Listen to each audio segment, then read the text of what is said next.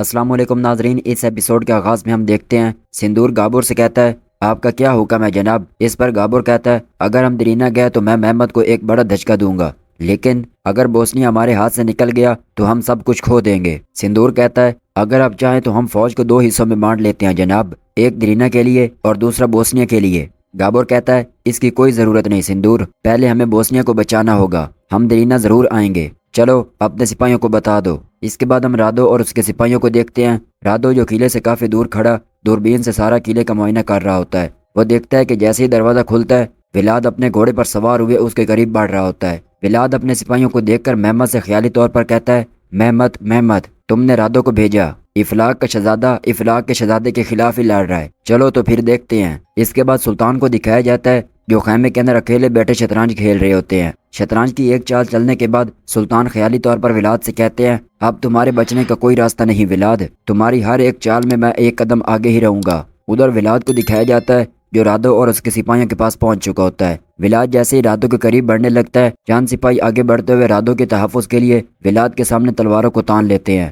رادو ولاد سے مخاطب ہو کر کہتا ہے تمہارا وقت آ گیا ہے ولاد، تم اپنی موت کی طرف بڑھ رہے ہو۔ وہیں کھڑا ولاد اونچی آواز میں کہتا ہے رادو تم یہاں اس سلطان کے لیے آئے ہو جس نے ہماری سرزمین پر قبضہ کیا ہے، میں اپنے لوگوں کے لیے آیا ہوں۔ ظاہر ہے کہ ترکوں نے تمہیں یہ نہیں سکھایا جو اپنے لوگوں کے لیے لڑتا ہے وہ کبھی نہیں مرتا۔ اسی کے ساتھ ولاد کو دوبارہ دکھایا جاتا ہے جو کہ سلطان کے ساتھ بیٹھے شطرنج کھیل رہا ہوتا ہے۔ شطرنج کی ایک چال چلنے کے بعد ولاد سلطان سے کہتا ہے تم مجھے اپنے پیادوں سے نہیں روک سکتے محمد، اگر تم سوچتے ہو کہ تم مجھے اتنی آسانی سے ہرا دو گے تم بہت بڑی غلط فہمی میں ہو۔ سلطان اس کی جانب دیکھتے ہوئے بغیر کسی خوف سے کہتے ہیں کھیل جاری ہے ولاد، میں نے تمہیں چاروں طرف سے گھیر لیا ہے۔ ولاد کہتا ہے پھر تمہارے سارے پیادے ایک طرف اور میں ایک طرف۔ ادھر رادو جیسے ہی انہیں سپاہیوں کو پکڑنے کو کہتا ہے ولاد ان کو روک لیتا ہے اور اس کے بعد ان سے کہتا ہے میں یہاں بھائیوں کا خون بہانے نہیں آیا۔ اس کے بعد جیسے ہی تلوار کو نکالنے کے لیے ایک جھٹکا لگاتا ہے اس کے سامنے کھڑے تمام سپاہی اپنی تلواروں کو بے نیام کر لیتے ہیں۔ یہ دیکھتے ہوئے ولاد ان سے کہتا ہے تم بالکل ویسے ہی ہو جیسے میں نے تمہیں سکھایا تھا، ہمیشہ چوکنا اور ہمیشہ تیز، لیکن آج میں یہاں کسی خون ریزی میدان جنگ میں لڑنا نہیں بلکہ بات کرنے آیا ہوں، بالکل اکیلا۔ رادو اپنے سپاہیوں سے کہتا ہے اسے بولنے مت دو، چلو میں تمہیں حکم دیتا ہوں، اسے پکڑ لو۔ ولاد اس پر رادو سے کہتا ہے رادو تم اس فوج کو حکم نہیں دے سکتے، اس فوج کو میں نے بنایا ہے، یہ فوج میری ہے۔ جب ایڈریان کچنک کے درے پر زخمی ہوا تھا تو میں نے اسے 2 دن تک اپنی کمر پر اٹھایا، 2 دن تک، اور جب میں مریچے کے شانے بشانہ تھا تو اس کی طرف بڑھنے والا تیر میں نے اپنے سینے پر کھایا۔ کورنات کا بڑا بھائی جوئل میری گود میں مرا تھا، ڈیکو اپنی ماں کی طرف سے میرے پاس ایک امانت ہے۔ کیا تم رازمان کو جانتے ہو؟ رازمان، اس بچے کو میں نے فوج میں بھرتی کیا تھا، براٹیسلا میں رولڈ اور سامبو کے لیے 3 بار زخمی ہوا تھا، 3 بار، اور میں دوبارہ بھی زخمی ہونے کے لیے تیار ہوں۔ اور تم نے کیا کیا رادو؟ تم نے اپنے بھائی کے پیٹ میں چھرا کھونپا، تم تو بس ایک حکمران ہو جسے سلطان محمد کی طرف سے اس کا ہتھیار ملا ہے، میں اس فوج کی روح ہوں، یہ میرے بھائی ہیں۔ افلاق کے بہادر سپاہیوں، آج تمہارے لیے ایک تاریخی دن ہے، دوسروں کی کہانیاں مت لکھو، اپنی خود کی داستان لکھو۔ میں نے تمہیں اس لیے لڑنا نہیں سکھایا کہ تم اپنی گردنوں میں غلامی کی زنجیریں ڈالو، میں نے تمہیں دوسروں کے لیے اپنا خون بہانا بھی نہیں سکھایا، میں نے تمہیں اپنی آزادی کے لیے لڑنا سکھایا ہے، اپنے لوگوں کے لیے، اپنے خاندانوں کے لیے اور اپنے ہی بچوں کے لیے، اور ابھی اپنے وطن کو، اپنی زمین کو، اور جو حکمران کو پسند کرتا ہے وہ موت سے پیچھے ہٹ جائے۔ یہ سنتے ہوئے سامنے کھڑے سپاہی پیچھے ہٹ جاتے ہیں اور ولاد کو رادو کی جانب بڑھنے کے لیے راستہ دے دیتے ہیں۔ رادو یہ دیکھتے ہوئے کافی خوف کھا جاتا ہے اور فوراً ہی اپنی تلوار پر ہاتھ رکھ لیتا ہے۔ ایک سپاہی ولاد سے کہتا ہے تم نے ہی ہمیں وفاداری سکھائی ہے،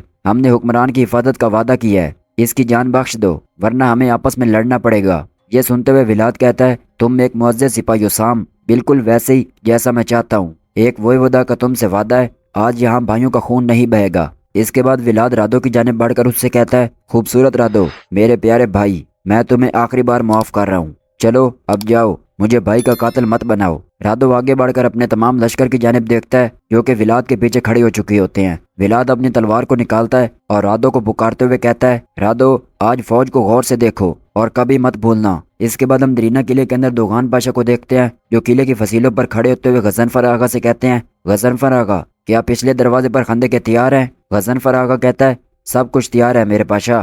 دوغان پاشا پوچھتے ہیں کیا اسلحہ خانے میں کوئی اور توپ کا گولہ بچا ہے؟ غضنفر آغا کہتا ہے نہیں، ہم نے سب فصیلوں پر چڑھا دیے ہیں۔ دوغان پاشا کہتے ہیں انشاءاللہ ہمیں کسی اور گولے کی ضرورت پڑے بغیر ہی کافروں کو شکست دے دیں گے۔ اسی دوران ایک سپاہی آ کر کہتا ہے میرے پاشا جیسا آپ نے حکم دیا تھا ہم نے آتے ہوئے کافروں کا راستہ دیکھا لیکن ایک مقام پر پہنچ کر وہ واپس لوٹ گئے اور وہ بھی بہت جلدی میں۔ یہ سنتے ہوئے دوغان پاشا کافی حیران ہو کر پوچھتے ہیں وہ واپس کیسے جا سکتے ہیں میرے شیر؟ کیا وہ تمہیں دیکھ کر دھوکہ تو نہیں دے رہے؟ سپاہی کہتا ہے نہیں میرے پاشا، وہ اسی راستے پر واپس گئے جس سے آئے تھے، وہ بوسنیا لوٹ رہے ہیں۔ غضنفر آغا پوچھتا ہے ایسا کیوں کریں گے میرے پاشا؟ اس پر دوغان پاشا مسکراتے ہوئے کہتے ہیں عظیم دنیا کے فاتح، عظیم دنیا کے بادشاہ فاتح سلطان محمد خان، یقیناً انہوں نے کافروں کو اپنے ہی جال میں پھنسا دیا ہے۔ اس کے بعد غضنفر آغا سے مخاطب ہو کر کہتے ہیں غضنفر آغا، قلعے کا دفاع اب تمہاری ذمہ داری ہے، میں حسین آغا کی میت کو لشکرگاہ لے جاؤں گا۔ غضنفر آغا کہتا ہے آپ قلعے کے محافظ ہیں میرے پاشا، اگر ہم نے اپنے سلطان کے حکم کے بغیر ایسا کیا تو خدا نہ خواستہ ہم حکم کی نافرمانی کے مرتکب ہوں گے۔ دوغان پاشا کہتے ہیں تم صحیح کہہ رہے ہو، لیکن جب سپاہی سنیں گے کہ ان کا آغا شہید ہو چکا ہے تو وہ قابو سے باہر ہو جائیں گے، وہ بے قابو ہو جائیں گے، بالکل بھی بے قابو ہو جائیں گے۔ اگر انہوں نے مجھے دیکھ لیا تو وہ تھوڑے ہوش میں آ جائیں گے، اس لیے میرا جانا ضروری ہے۔ اس کے بعد ہم ماتیاس کو دیکھتے ہیں جس کے سامنے ایک وزیر کھڑا ہوتا ہے اور وزیر ماتیاس سے کہتا ہے جیسا کہ آپ نے حکم دیا تھا، پوپ کی موت کے ساتھ ہمارے گرجا گھر میں بھی سوگ کی بڑی تیاریاں شروع ہو چکی ہیں۔ ماتیاس کہتا ہے بہت خوب، عظیم پوپ حضرت لے رہے، ہمیں انہیں احترام کے ساتھ یاد رکھنا چاہیے۔ کیا بات ہے رابن، تم اتنے اداس کیوں ہو؟ اگر میں تمہیں نہ جانتا تو میں سوچتا کہ تم پوپ سے بہت پیار کرتے تھے۔ رابن کہتا ہے نہیں علیجا، میں بس یہ سوچ رہا ہوں کہ کیا کارڈینل پیونلی یہ کام کر پائیں گے۔ ماتیاس کہتا ہے پیونلی بھی پوپ سے اتنی نفرت کرتا ہے جتنی میں کرتا ہوں، اور مجھے یقین ہے کہ وہ کام کر لے گا۔ اس کے بعد اب سکنزز، فرانکس اور جرمنز، بلکہ پوپ اس عہدے پر بیٹھے گا جسے میں چنوں گا۔ رابن کہتا ہے لیکن عثمانیوں کے خلاف پیچھے ہٹنے کا ہمارا فیصلہ پوپ کے انتخابات میں ہماری پوزیشن کمزور کر سکتا ہے۔ ماتیاس کہتا ہے میرے والد اور آپ پرانے وزیر سب کچھ کھلے عام کر کے اتنی سی زمین حاصل کر پائے، لیکن میں نہ تو آپ کی طرح ہوں اور نہ ہی اپنے بابا کی طرح۔ اس پر رابن گھبرائی ہوئی حالت کے ساتھ کہتا ہے ہرگز نہیں بادشاہ حضرت لے رہے، آپ کی ذہانت اور آپ کی دور اندیشی۔ اس پر ماتیاس کہتا ہے گابر کو ہماری رائفلیں اور توپیں بھیج دو، اسے بتاؤ کہ عثمانیوں کے خلاف میری نیک تمنائیں اور میں ہمیشہ اس کے ساتھ ہوں۔ اس کے بعد ینیچری سپاہیوں کو دکھایا جاتا ہے جو ایک دوسرے کے ساتھ تلوار بازی کر رہے ہوتے ہیں۔ جعفر آغا اور کاظم آغا جو کہ خیمے سے باہر نکلتے ہوئے آپس میں گفتگو کر رہے ہوتے ہیں۔ جعفر آغا کاظم آغا سے کہتا ہے حسین آغا کی غیر موجودگی میں ہمیں معاملات کو سختی سے سنبھالنا چاہیے تاکہ ہم اپنے پاشا کو شرمندہ نہ کر سکیں۔ اس پر کاظم آغا کہتا ہے آپ ٹھیک کہہ رہے ہیں آغا۔ اس کے بعد دیکھتے ہیں کہ دو سپاہی تلواروں کی مشق کرنے کے لیے جا رہے ہوتے ہیں۔ جعفر آغا ان کو روکتے ہوئے کہتا ہے تم اس طرح کہاں جا رہے ہو آغا؟